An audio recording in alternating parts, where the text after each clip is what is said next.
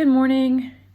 I am going to submit my final exam while I'm still in Paris because these things are still very fresh in my mind, and I want to capture that and be able to talk about them while they are just right here. I've just experienced them. So, question number one, what is the difference between art and non-art? In my opinion, art is the expression of human creative skill and imagination through different mediums: painting, sculpture, dance, writing, performance. Art, in my opinion, can even be a collection of things like arranging flowers, cooking a beautiful meal and displaying it. Anything that is expressive and emotional, which gives pleasure to the observer or the creator. Non-art is something violent and uncomfortable for the observer, something that causes unease or negative emotions. Non-art is not leaving anything good in its place or after it's been observed. Number two, how is seeing art in person instead of in a book different from me? Seeing art in person, if it is a painting, a sculpture, or a performance, becomes 2 or 3 dimensional.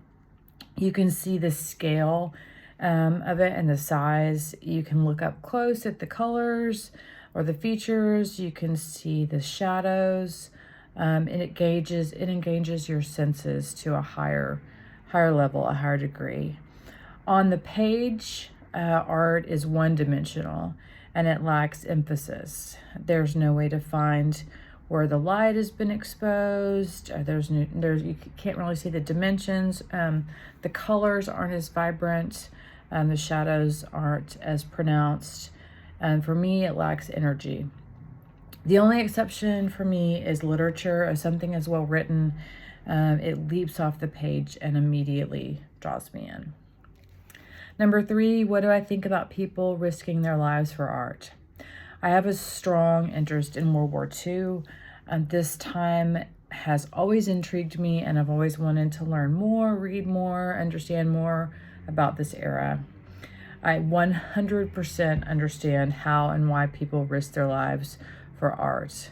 The paintings and works that were hidden away so that the Nazis couldn't steal them, which was done in the Louvre, the art that was hidden from them, art that was hidden in barns and attics, sealed up behind walls for safekeeping. All of this I completely understand. I believe that art is a window into our past.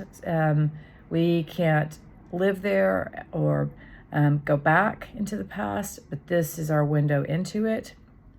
It's a frame of reference or a testimony from the generations that lived before us. And preserving this is vital for the future.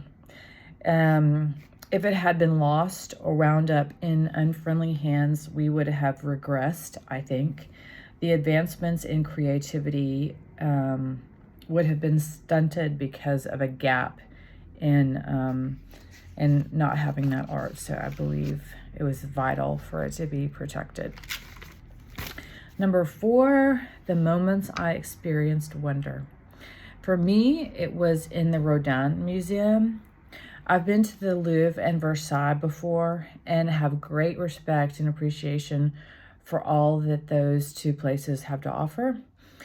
But creatively and emotionally, it was the sculptures by Rodin, particularly the Kiss, that amazed me. The concept of taking a raw material and transforming it into such beauty, capturing the human form, faces, hands, feet, muscles, expressions, it just amazes me. Number 5, how this trip affected my future self. First of all, I love London and Paris and will continue to return to both of these cities. I love them so much. But what I learned from this trip was to look further outside of these cities to what those can offer.